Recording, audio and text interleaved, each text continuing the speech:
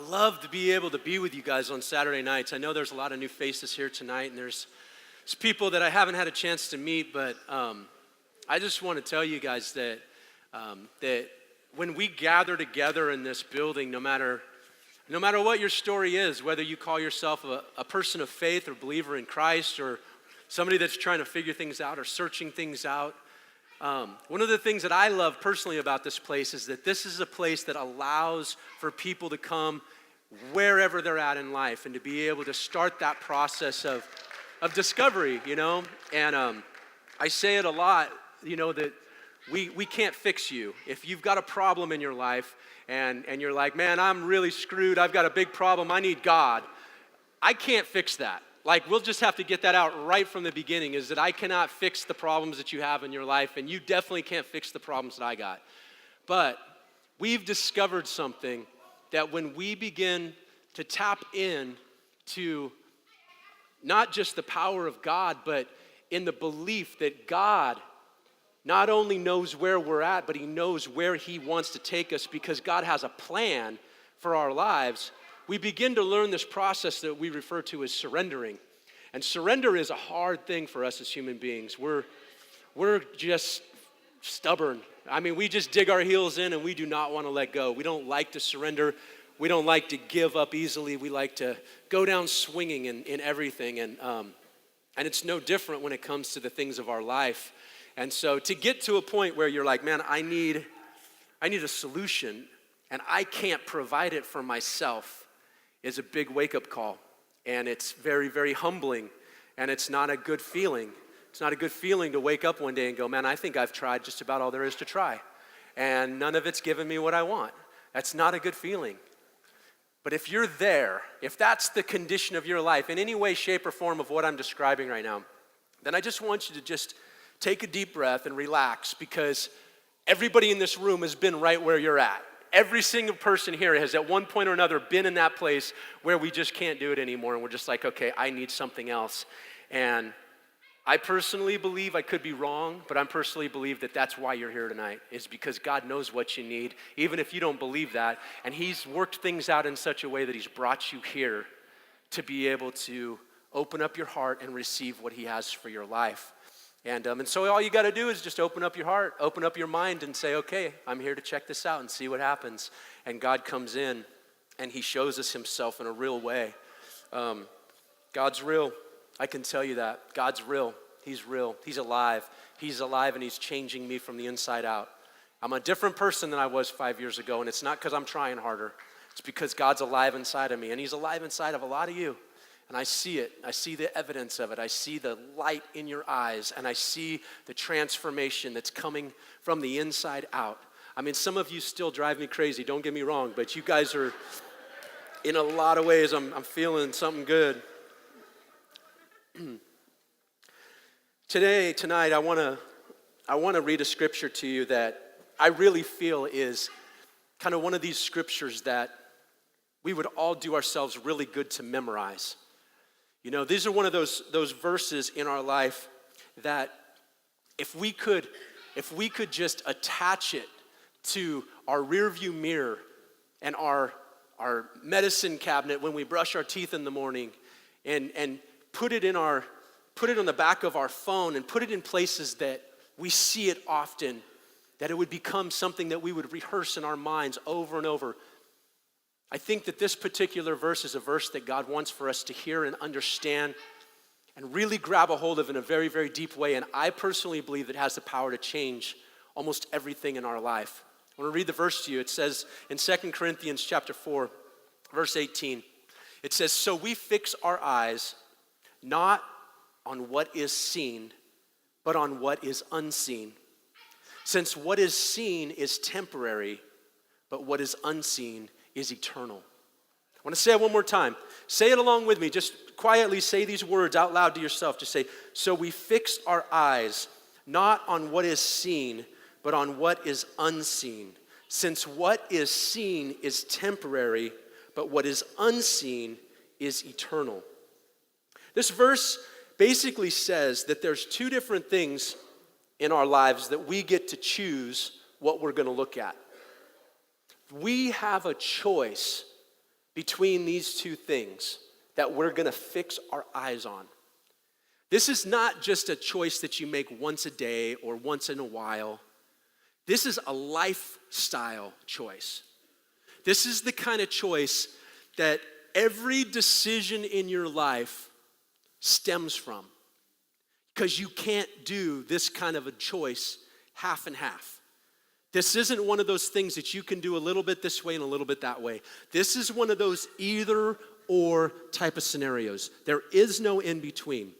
And the two things that we're talking about that this verse actually says is we get to choose to either look at what we see or what we don't see. Trip on that for a second. We look around this room and we see a lot of stuff, man. I mean, there's all kinds of stuff up here. There's instruments, there's people all over the place. When we go home, we've got, bills to pay, and we've got food that we got to choose what we're going to eat. We got to go to work, and if we've got kids, we've got to parent these kids. These are all things that we see, right? They're the reality of our life. They're the reality of our world. Everything around us that has substance is something that you can see. And yet this verse says very clearly, don't look at that stuff. Really? That's a mystery. This is a mysterious thing that this verse is talking about, that you're literally not supposed to look at the things that you can see. But instead, there is another choice of what you're going to focus on, of what you're going to see, and it's invisible. You can't see it. Now, some of you are looking at me, I can tell right now, and you're just like, dude, I am freaking out right now because you're talking like voodoo. I have no idea what you're even talking about. It's not as hard as you think. It's not as hard as this verse makes it out to be, but it's all or nothing. See, what this verse is saying is that there's a choice, and the question that we have to ask ourselves as we read this verse in the Bible is, are you living for the temporary, or are you living for the eternal? Are you living for what right now is the big deal in your moment, or are you choosing to put that down for a second and see a bigger deal that comes later? We live in a world and we live in a society, especially in America, where in the last couple years there's been a phrase, and it's been around since I was a kid, but it's come back with a vigor. How many of you guys have heard the phrase YOLO? You only live once, right? And this concept is attached to every just moronic, stupid decision that you can possibly make. Anything that you just do that you know you absolutely are going to regret tomorrow, but you're going to do it anyway. What do people do? YOLO, you just throw it out there. It's like if you say it, it doesn't make it like what it is. It's just like, hey man, this is all there, whatever. And we can all relate to that. We can all relate to that mindset. We can all think of somebody who thinks about, I'm only going to live once, so I might as well live it, man, hard and fast and just do, throw caution to the wind and just do whatever comes natural. Oh, man, whatever you feel like doing, do it. And I totally understand all that. And yet, when you come into this whole different realm of faith and you begin to understand that there is a God who wants to not just show you that he's real, but he actually wants to catch you up into his story of what he created you to do. When you begin to tap into this other way of thinking, that your life was not given to you for you to do what you want to do with it, but your life was actually created to do what your creator wanted to do with your life. When you begin to think in these other ways, you start to realize, wow, the world doesn't revolve around me. And all of a sudden you begin to think in terms of, wow, okay, YOLO is what everybody thinks, but Jesus teaches you really live twice. Jesus teaches that this world is the dress rehearsal for the world to come.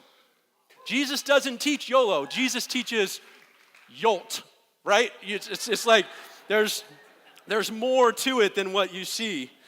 So let's check out some of what Jesus says here. In Luke chapter 11, we're going to read a couple stories that are all kind of pieced together. Follow along with me up on the big screen. It says in verse 37, As Jesus was speaking, one of the Pharisees invited him home for a meal. So he went and took his place at the table. His host was amazed to see that he sat down to eat without first performing the hand-washing ceremony required by the Jewish customs. Then the Lord said to him, "You Pharisees are so careful to clean the outside of the cup and the dish, but inside you are filthy, full of greed and wickedness. You fools, didn't God make the inside as well as the outside? So clean the inside by giving gifts to the poor, and then you will be clean all over." As Jesus was leaving, the teachers of religious law and the Pharisees became hostile, and they tried to provoke him with many questions. They wanted to trap Jesus into saying something that they could use against him. Meanwhile, the crowds grew until thousands were milling about, and they were stepping on each other. Jesus turned first to his disciples, and then he warned them. Jesus said, "Beware of the yeast of the Pharisees, their hypocrisy. For the time is coming when everything that is covered up will be revealed, and all that is secret will be made known to all. Whatever you have said in the dark will be heard in the light, and what you have whispered behind closed doors will be shouted from the housetops for all to hear." And then someone called from the crowd, and they said, "Teacher, please tell my brother to divide our father's estate with me." And Jesus replied, "Well, friend, who made me a judge over you to decide such things as that?" And then Jesus said, "Beware, guard against every kind of greed. Life is not measured by how much you own." And then Jesus told a story. Listen to this story. Jesus said, "A rich man had a fertile farm that produced fine crops. The man said to himself, 'What should I do? I don't have enough room for all my crops.' So he said, 'I know, I'll tear down my barns and I'll build bigger ones, and then I'll have enough room to store all my wheat and all my other goods. And then I'll sit back and I'll say to myself, friend, you've got enough stored away for years to come. Take it easy, eat, drink, and be merry.' But God said to him, 'You fool, tonight you will die, and then who will get everything that you worked for?' Yes, a person is a fool to store up earthly wealth, but not have a rich relationship with God." And then Jesus turned to his disciples again, and he says to his disciples, "Now that is why I tell you not to worry about everyday life, whether you have enough food to eat or clothes to wear, for life is more than food, and your body is more than clothing." I'll stop right there for a sec. Now this is a story that has three different people involved in this scenario and in this story. This is Jesus having multiple conversations with three different people groups, all happening simultaneously in a period of time. The first group of people that Jesus talks to in this story is he's talking to the church people, the ones who know religion, the ones who know the spiritual rules of the game. Jesus is invited to one of these guys' house. And as Jesus comes in and he sits down to eat with them, one of the religious rules that they were obligated to follow had to do with cleanliness. God was very, very clear when he spoke to Moses at the Mount Sinai experience, and he told Moses, "I want to have a people here on earth that are unique and set apart and holy and distinct from every other people of this whole world." God said, "I want the children of Israel to be the people that I will bless, and all the other people on the earth will envy because they will see these people be blessed." And as part of God's sovereign plan, he said, "I'm going to give these people a unique way to do life." And one of the things that God dealt with was cleanliness. And so God said to them, when you go to eat, I want you to wash your hands in a certain way. I want you to make sure that you are prepared for food. And so this was a huge deal for them. This was no little deal. And Jesus being a Jewish man himself, and Jesus knowing the law that came from his father, hello, Jesus comes into this religious leader's house. Do you think that Jesus didn't know he was supposed to wash his hands? Hello, Jesus knew why he was supposed to wash his hands. Jesus was like kind of the guy that wrote the rule. And so as he comes into the house, Jesus decides not to do it. Why do you think that is? Jesus sits down. You want to talk about pushing a religious button. Jesus just hit the big one. And these guys are sitting at their meal, and they're looking at Jesus' dirty hands, and they're just like, I'm not going to touch the bread after that guy. Are you going to pass the bread to that guy? It was a big deal. Some of you guys have a problem just coming down here after somebody and grabbing some of this. I know how you are. You're like, oh, I got to go first so I don't dip after that person in that juice. I know how freaky some of you are about germs. It's all good. We got nothing to hide here. So the first group of people that Jesus is talking to is he's talking to a group of people that know the law, and Jesus is having a conversation with them about what's really important in life and in their world. Now the second group of people, we're going to come back to them in a second. The second group of people, it's really interesting, are the disciples that are close to Jesus. See, the story goes that there's thousands of people that are all gathering together to hear what Jesus has to say. They're following Jesus around. They want to hear what this guy talks about because this guy talks about God in a way that they've never heard before. Thousands of people are gathering to hear this. But in a big giant crowd of thousands of people, there's a small little group of Jesus followers, disciples. These are the guys that live with Jesus and walk with Jesus and talk with Jesus. These are the guys that know Jesus up close and personal. And so as the crowds are gathering, Jesus turns to those guys and says, you guys need to watch out for the funk that the religious guys have got on them. Jesus says, they've got some hypocrisy going on that's like yeast in bread. Do I have anybody that's ever cooked with yeast before in the house? A couple of you. Okay, so Christmas tradition at our house, my wife makes the bomb cinnamon rolls. Every Christmas, it is like this crazy experience for our family. But every year, and she's let me help her the last 2 years, I'm super stoked. She's like, okay, you're gonna help me, you're gonna roll it out and all this stuff. And I'm the amount of butter that she puts in these cinnamon rolls, I didn't wanna know this beforehand, but I'm in it now. But anyway, part of this process is that I'm learning about yeast. She's like telling me, okay, now when we roll these things out and we do this, and this, we gotta let these things rise. Because when we make these things, they're these cute little buttons, man. There's like nothing to them. And how many of you guys wanna eat a cinnamon roll that looks like a cute little button? Heck no, you want a Cinnabon, baby. You want this thing big and fat and fluffy. And so in order for me to go through this little thing to this thing, you gotta let yeast do its magic. And I still don't understand how it works. It's been 2 years I've been helping her. I still can't figure it out why some are big and some are small. But anyway, Jesus talks about yeast. And he talks about it in such a way that they got it. And he's just like, look, you know how you can put a little bit of yeast in that cinnamon roll, Jason? And overnight, that thing just grows so big. He says that's how their religious attitude is. Stay away from it. Their religious attitude, it starts off small, so small, like a cute little button. But you let that thing grow over a period of time and it starts to inflate and expand, and all of a sudden, this thing is larger, like 3 times larger than it started out. Jesus tells his closest followers, you watch out for those guys. They got yeast, and you don't want none of that. Now there's let's just pass on that whole comment. I love this place. Anyway, now there's a third group of people. There's a third group of people in this story, and this is a big crowd. This is the big crowd that is gathered.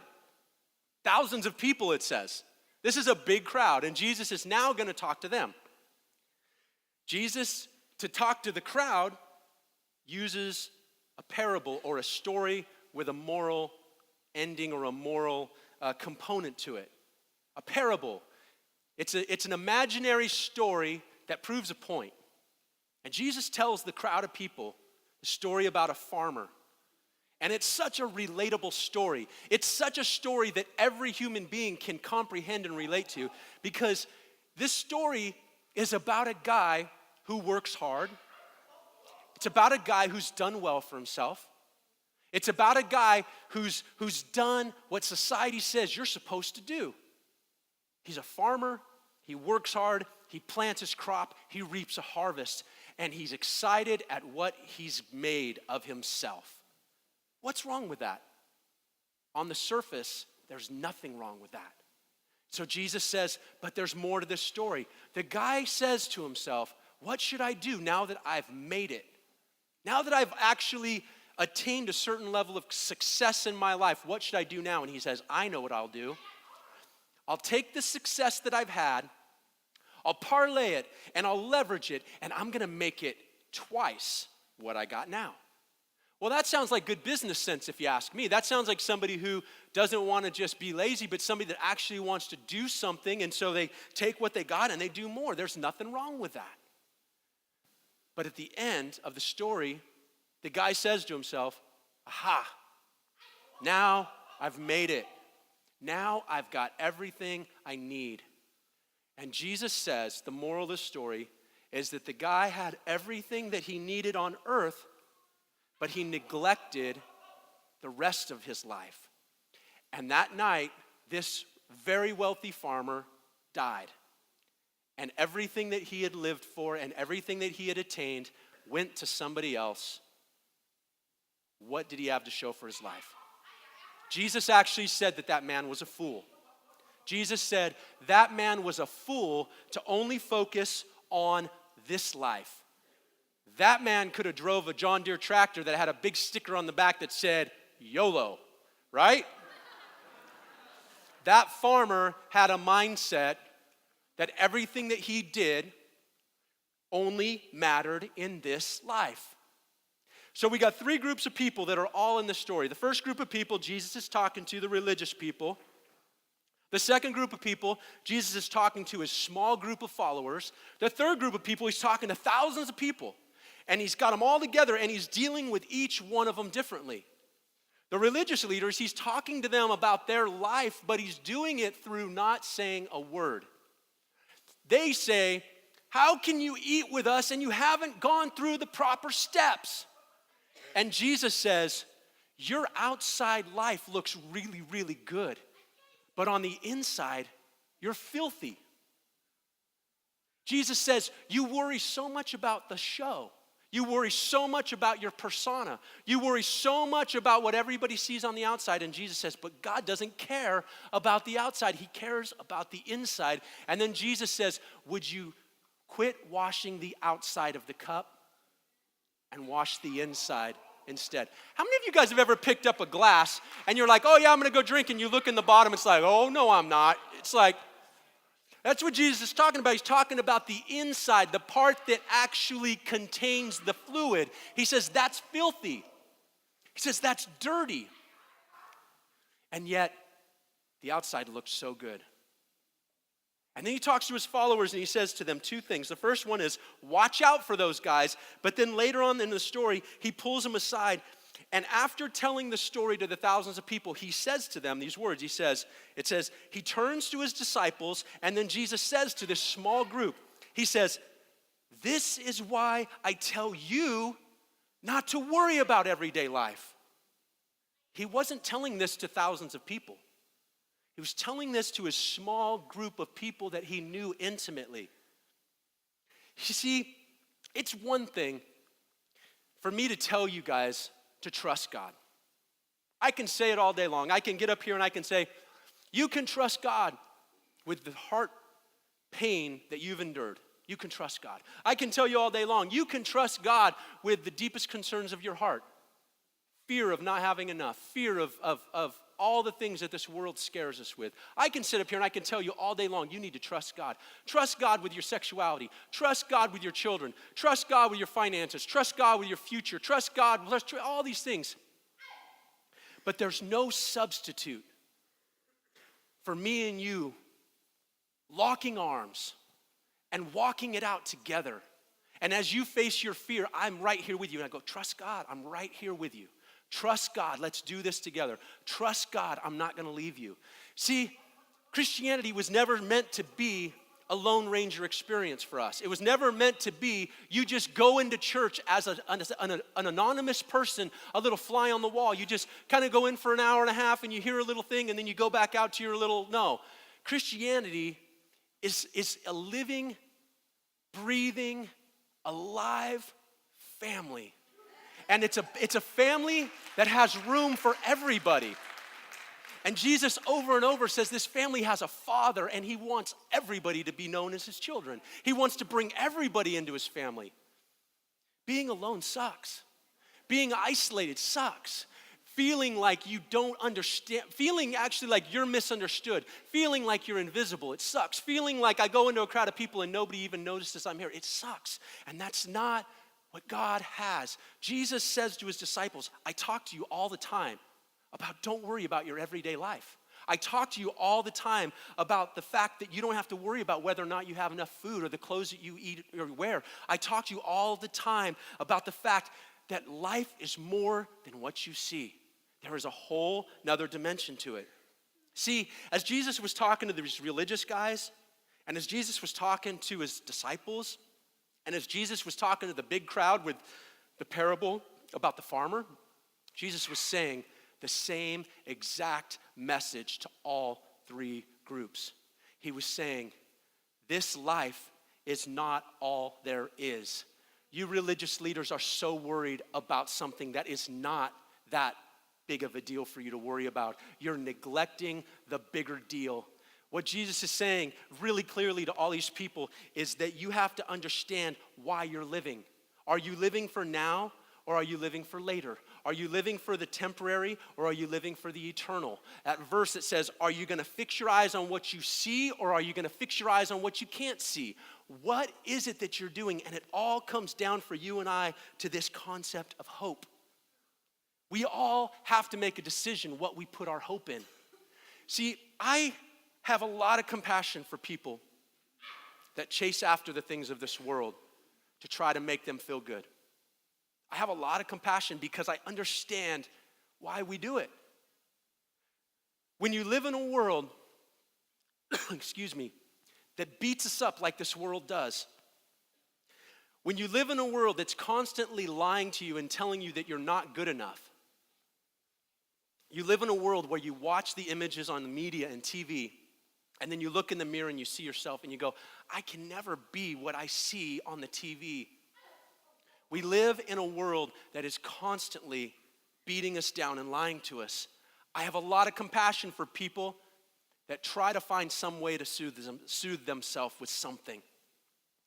But here's the problem, is that there are the things of this earth that you use to soothe yourself, whether it be a substance or a person or an experience, doesn't matter. If you are using something of this world to soothe yourself, it's only going to last for a short period of time in your life.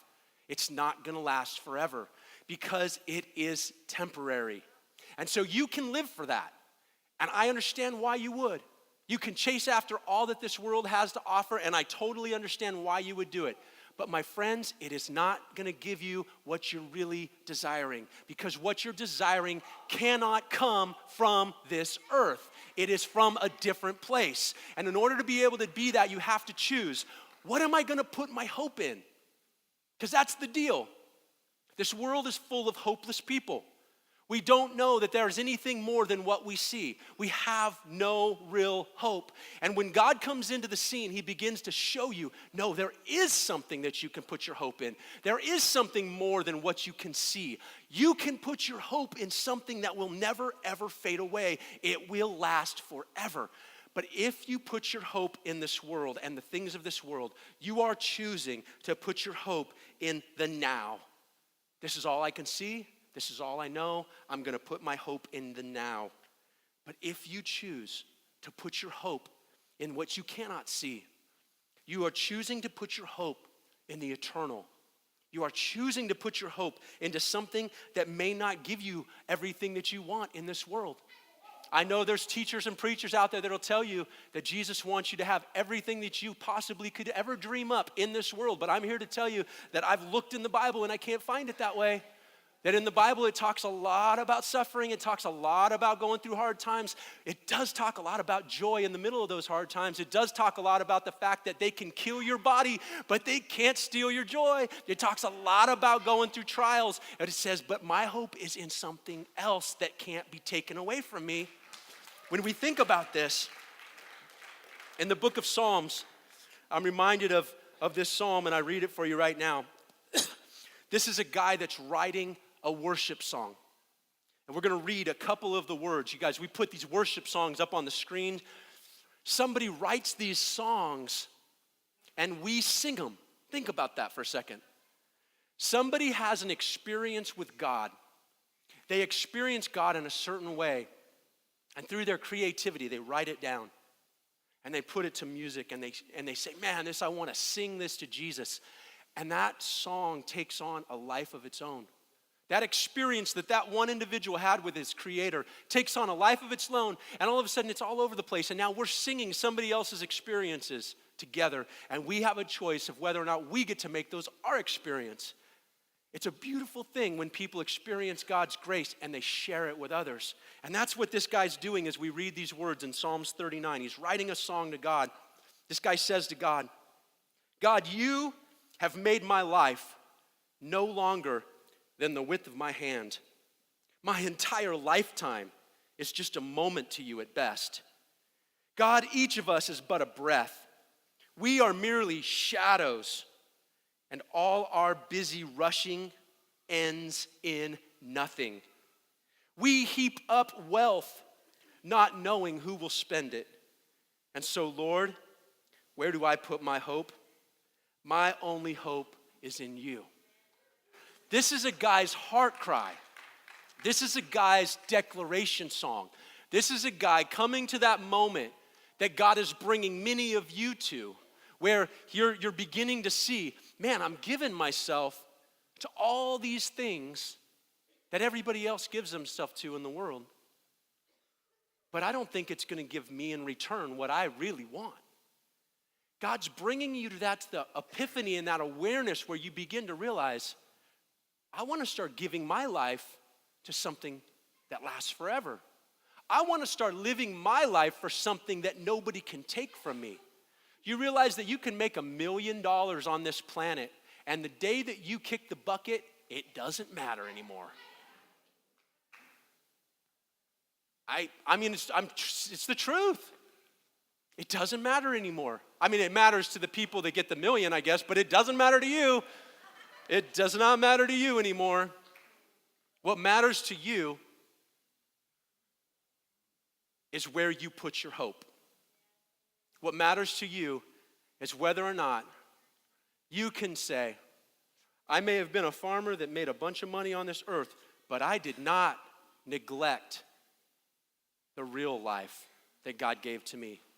See, my hope for you, and I hope you guys know this, my hope for you, many of you that have come from situations in life of brokenness and poverty, my hope for you is that God would restore your life and that God would bless you with an incredible career, more than enough for you to be able to provide for your family, for you to be able to have stability in your life, for you to be able to change the next generation in your lineage. My prayer and my hope is that God would take your life and he would raise it up in such a way that everybody around you that knew where you came from would look at you and go, how in the world did that person pull that off? And you would be able to point to Jesus and say, that's how this got happened. It's him. There's nothing wrong with making money and being successful. God wants to bless your life. He's a good father and he wants to bless his kids. He just wants you to realize that this life is not the real life.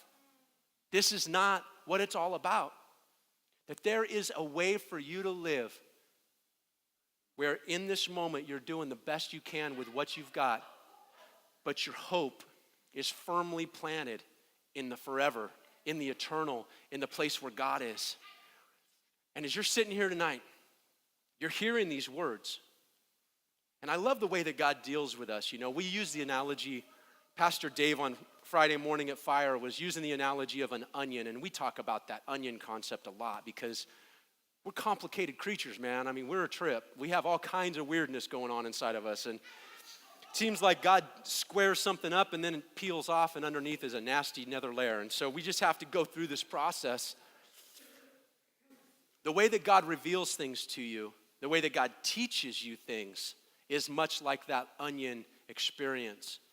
And for some of you, as you are around this longer, and as you're around the things of God longer, as you're around the people of God longer, you're becoming saturated with different influences. You're being saturated with different ways of seeing things and hearing things, and you're starting to figure it out. You're starting to realize, okay, there's some people in the crowd that know what's going on. They've been doing this for a while.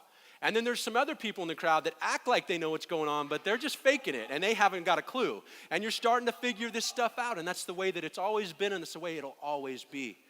It doesn't matter. What matters is that you begin to come to God honestly, right where you're at. Don't try to be where anybody else is at in your journey. Don't try to act like anybody else just to mimic them. Be authentic in where you're at. And for many of you, God's teaching you that He is Jehovah Jireh. It's an old Hebrew word, name for God, that literally means He's the God that provides for us. He knows what we need, and He's going to provide what we need. He will give you what you need, even if you don't see it around you. And God's teaching some of you that reality and that truth. He's giving you that courage to let go of your doubts and to trust that God knows how to provide for you. Close your eyes, let's pray. God, tonight as we come to you, we choose right now to open up our hearts.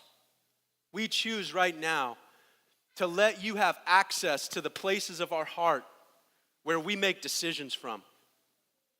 God, we turn our will over to you right now. We turn literally the place where we live from over to you right now. The place where we choose the things that we do with our life. And consciously we say to you right now, God, we're turning that over to you and to your way of life. And Father, I pray right now for every person in this room that is struggling with doubt and fear and intimidation. The things that they see all around them that are scaring them to death. God, I pray that you would give them the ability to close their eyes and to quit looking at those things that scare them. And instead, they would tap into the new way of seeing things, to look at the unseen things. I thank you that you know how to do that, God. I ask that you would do that in this room right now.